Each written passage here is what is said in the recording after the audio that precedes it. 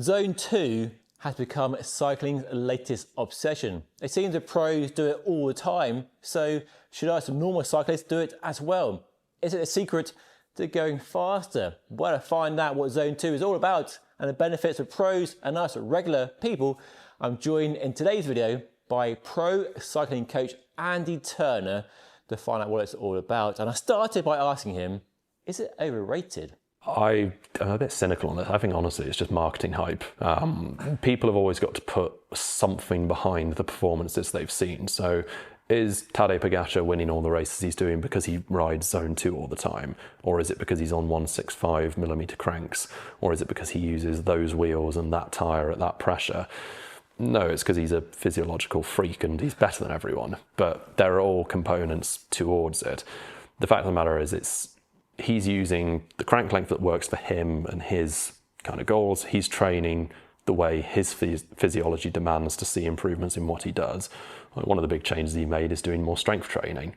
But that's not been in the spotlight the same way his Zone 2 was from that podcast, because everyone can quote those numbers of what he was doing, 320 to 340 watts, 140 to 150 beats per minute.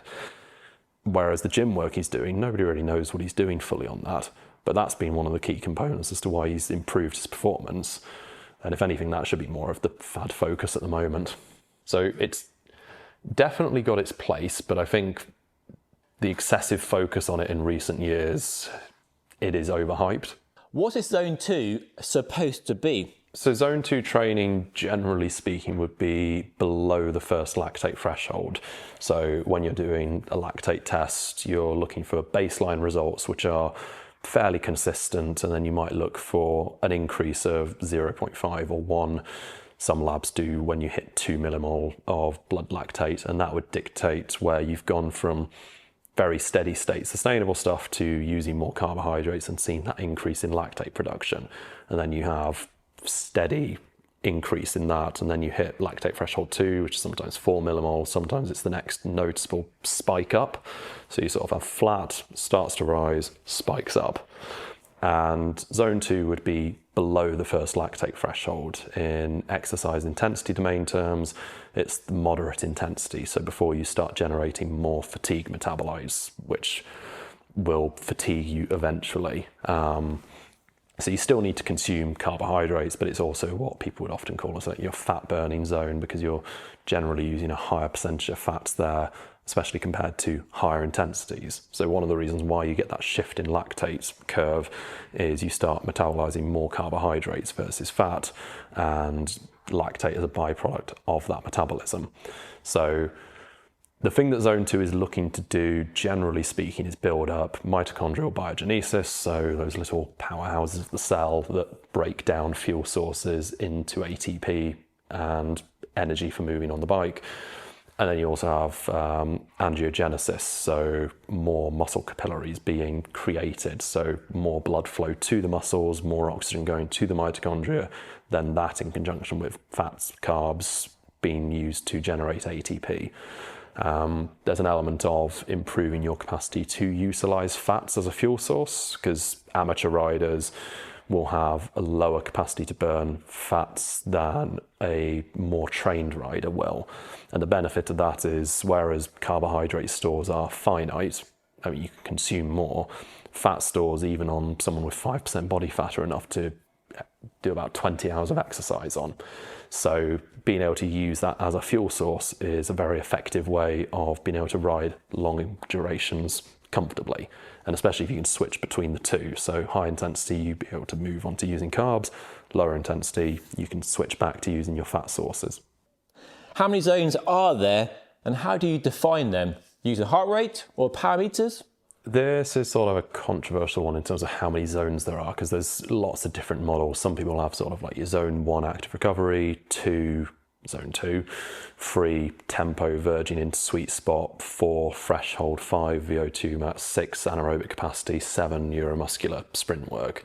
It's sort of if you want to explain what's happening with each of those. And then you have the exercise intensity domains, where you have moderate intensity below the first lactate threshold, heavy intensity from there up to critical power, or your sort of major sustainable steady state. Then you have extreme intensity, or was it severe? I think it might be severe intensity, which is you're kind of like above threshold, so it's non-sustainable. And then the extreme intensity, which is your sprints and glycolytic efforts, where doing those fatigues you to the point where the others feel harder, or you can kind of shift those zones downwards slightly. So yeah, that's sort of, you'll have different ways of terming it. A lot of coaches will use the sort of 7 zones in terms of explaining what the kind of session you're doing is, what it's doing. So zone 1, very easy, recovery ride. If anything, you feel better after. Zone 2 is, as we've discussed, that kind of endurance pace. Tempo, you can sustain it for a long time, but it's going to be fatiguing. You'll need to keep eating during it to fuel it. Then you've got zone 4, your threshold, which is kind of like maybe up to about 20, 40 minutes maximally sustained. Then you've got your VO2 max, which is your kind of like, or maximum aerobic power, 5-ish minutes maximum pace. Glycolytic, which is 1 to 3 minutes, and then sprint, which is phosphocreatine pathways where it's all generated anaerobically and you can't sustain it for very long at all.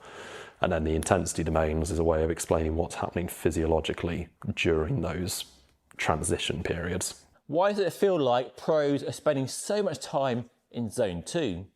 It's an interesting one. I think, again, it's sort of things going peaks and troughs, like with the Norwegian method, which is very much polarized and doing very long endurance base miles, zone 2, and then doing short, sharp VO2 max style efforts. So maybe your 5 by 3 minute VO2 max repeats with 3 minutes in between, as an example.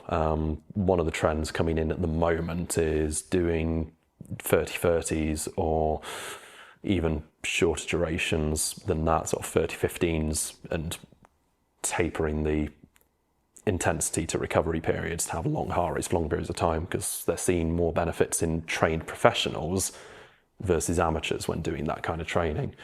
But a lot of the time the professionals are still doing this high volume, mainly because they have pretty much solely time to eat, sleep and train.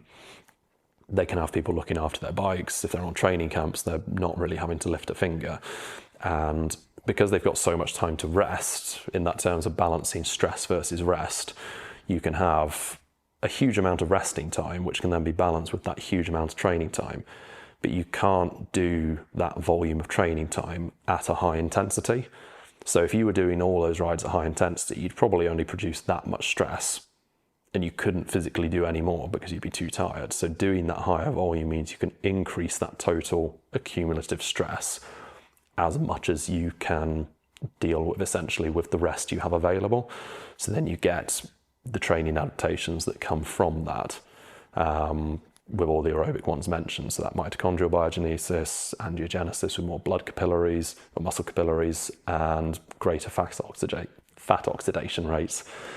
So that's the main reason the professionals are doing that, is because of the time they have available. And it's sort of been traditional. They always have trained more like that. There's maybe been phases where there's like the old school hard man style of just going and doing 6 hours, absolutely smashing it. But in terms of what is most efficient, even with guys like Pogacar doing his 300 watt 6 hour rides, the 300 watts for him is 150 watts for the rest of us. It's at his physiological steady state, so his heart rate's 140, 150, as he was saying. And yeah, in terms of how you're measuring zone 2, we sort of said about it's below the first lactate threshold.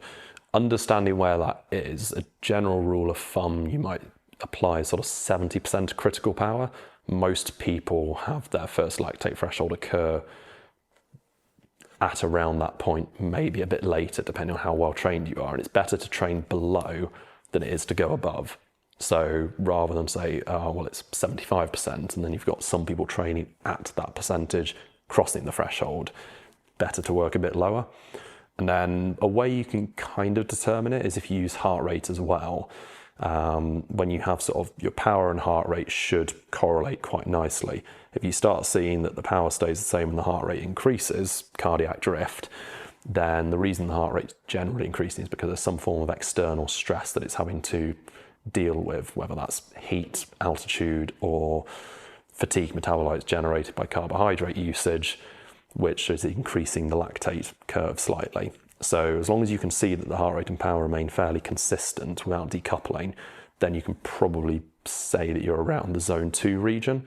And then in terms of feeling, it should be a kind of intensity that you feel that you're pushing on the pedals, but you can comfortably have conversations. Is zone 2 easy riding around your local roads, or carefully controlled riding to power or heart rate? Yeah, you're still training with purpose, so you're not going to dip too low on the power, because then you're not necessarily eliciting enough stimulus. And also in terms of that fat metabolism element of things, you're using less energy, so you're not using as much fuel sources, be that carbs or fats. So even at zone 2, you're probably not burning the highest percentage of fat that you would be. That might be significantly lower. Like obviously when you're doing a steady casual walk, you'll probably have a higher fat burn percentage, but then you want it to be that combination of using a predominant amount of fats, but also you're using more energy anyway. What's the problem, if there is one, for zone 2 training and riding for us regular cyclists? The problem a lot of the time with the zone 2 work is that certain elements of it are attributed to available muscle glycogen, and it's why some people do fasted training or low carbohydrate training to get to that situation faster. Generally speaking, it would be professionals or more highly trained individuals doing that because their body is adapted to be able to deal with that. It's never something I recommend to most people because generally speaking, after those sessions, you feel more fatigued. It can have issues with energy availability and energy balance, which can impact things such as if you're older with maintaining muscle mass or bone mineral density. It's generally better to avoid fasted training unless you're a paid World Tour pro, having everything monitored for them. But when you do, say, a 2.5 hour endurance ride, the sort of point where you start peaking at your body's ability to metabolize fat is around that 2 hour mark. So if you've only got an hour to train in the day and you just do 1 hour zone 2, you're not really achieving much from it. You're not getting to that point where you get more of those training adaptations. So there's a point where some of those adaptations decline after a certain amount of time. So it might be that sort of at 1 hour you've got no real benefit, 2 hours you start to get more, 2.5 it's still going up, and then after 3.5 maybe it slows and the curve drops slightly. But for the pros who've got all the time in the world, that doesn't matter, they can still get more gains from it. But then for the rest of us, it's having that time available to do 2.5 hours of training. So weekends are a good opportunity, but even then, if you've got kids and you want to have a day to actually spend with the family, then you can't do loads of hours each weekend. Working a job, you can't do loads of hours during the week. Maybe you haven't got the time available, or if you did that, you'd just be too tired. So there's a place for it for amateur riders. It's just a case of fitting it in with the structure where it's actually providing a benefit. Is zone 2 just another name for the old LSD, long steady distance rides of the past? Yeah, so the old fad at that point was LSD training, long, slow duration. And it's one and the same thing in reality, the kind of zone that they're working at physiologically. It's just been rebranded. If we are copying the pros, I'm sure many people are there any common zone 2 mistakes to avoid? I'd say big one for a lot of people is working at too high a level. They sort of tend to ride, if you prescribe, say, between 55 and 70% of critical power as sort of where you should be in the zone 2 region. You've tested, you know that's kind of the upper limit for where they should be. They'll tend to ride at the upper limit. So that's sort of quite a common one, is people just riding to try and maintain this average speed on Strava, or they've gone on a hillier route and they want to get it up to 30k an hour, something like that. The other one is going a bit too easy, sort of the other end of the spectrum, where you sort of don't really focus on what you're doing, maybe just go a little bit too steady. And then the biggest one is not fueling enough. So people think, oh, I'm doing low intensity, I don't need to fuel lots. And obviously we're not doing 300 watts like Pogacar, where even if he's only using a fraction, sort of half of that is coming from carbohydrate usage, he still needs about 100 grams plus an hour. So for most of us, we still need to fuel, but we just need to fuel in accordance with what we're actually burning and using and needing. So it's easy to think, oh, I'm trying to reduce my muscle glycogen, so I don't need to eat, but you do still need to. You just don't need to eat 90 to 120 grams of carbs an hour during those sessions, not unless you are a larger, more powerful rider and you've got another very long, hard session the next day. So fueling correctly in the sessions is essential regardless of what the session is. But the big mistake I see people doing with zone 2 work is not fueling it properly, and sort of not enough, taking into account that it's a longer session, it's still using a lot of energy, and you've probably got a session the next day that you need to be not feeling wrecked for. So there we go. Hopefully you found that interesting and useful. I know I definitely learned quite a bit from Andy about Zone 2. And if you want to find out more about Andy's coaching business that he runs, that's linked down below as well. And let me know your thoughts on Zone 2. Is it overrated, overhyped? Do you do lots of Zone 2 in your training? Let me know by dropping a comment down below. And you can see more fitness videos from Andy linked down below as well. But make sure you subscribe for more content like this on a regular basis. Hit that button right there, and I'll see you all again very soon. Thank you so much for watching.